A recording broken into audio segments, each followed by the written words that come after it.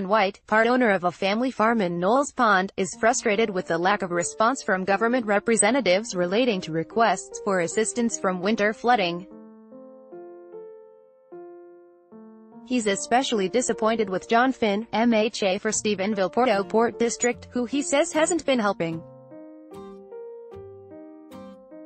Related, Landowner says Noel's pond flood problem going on too long. Fix Noel's pond flooding problem at its root, say residents. Locals believe latest Noel's pond flooding has largest volume of water. Finn said he has met with White at his office and has had ongoing conversations with him about flooding in the past year or so.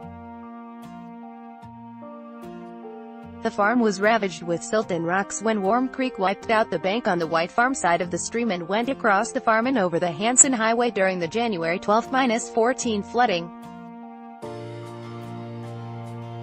Finn said that when he met with White this past winter he indicated a section of paving is being done from Brook Street in Stephenville through Noel's Pond to Galt Pond.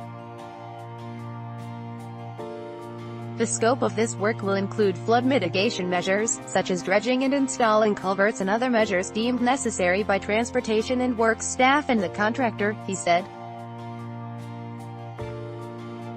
Finn said this flood mitigation work is in addition to work already completed by the town of Stephenville in consultation with him and the Department of Transportation and Works. This project on Route 460 has been awarded to marine contractors as of May 1 and as weather permits and asphalt plants begin operation, it will start, he said. Finn said he understands the Whites' frustration and he's pleased to see this project finally begin, given the neglect for more than a decade. White said after writing, premiered White Ball and ministers Steve Crocker, Jerry Byrne and Eddie Joyce, the only provincial government representative who got back to him was Byrne, Minister of Fisheries and Land Resources.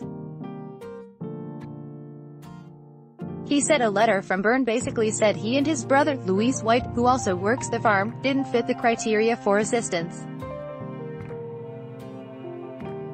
In correspondence from the government, it said, hobby farmers are not eligible for help, something White takes offense to, saying they're subsistence farmers who provide food for their families and make some money.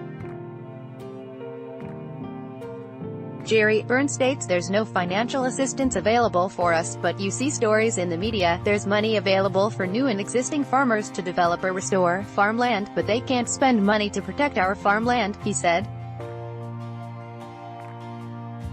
The farm produces hay and vegetables, which they will try to continue producing despite losing more than 3 acres of productive land.